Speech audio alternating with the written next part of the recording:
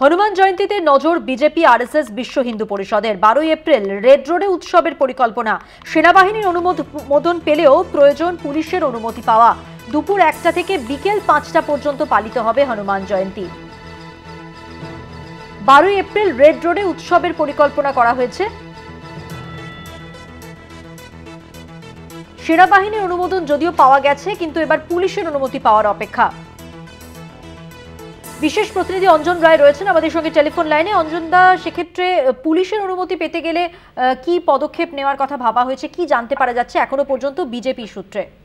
দেখো, এখনো পর্যন্ত পুলিশের অনুমতি তারা পায়নি, কিন্তু রামনবমী সাফল্যের পর তারা সিদ্ধান্ত নিয়েছে যে হনুমান জয়ন্তীও তারা এই রাজ্যে বড় করে পালন করবে এবং কলকাতা শহরের বুকে রেড রোডে তারা সমস্ত মিছিলকে আসবে এবং সেখানেই তারা মূলত একটা অনুষ্ঠান করবে।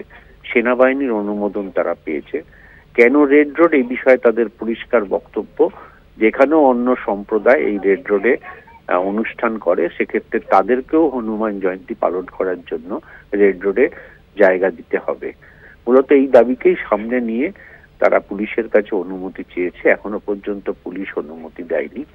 রামনবমী সাফল্যের পর তারা মনে করছে যে এ রাজ্যে হনুমান জয়ন্তীতেও তারা সফল হবেন এবং এই ধর্মীয় মেরুকরণের যে খেলা চলছে এই রাজ্যে, তাতে হিন্দুত্ব আরো দৃঢ়ভাবে এই রাজ্যে প্রতিষ্ঠিত হবে বলে তারা মনে করছে।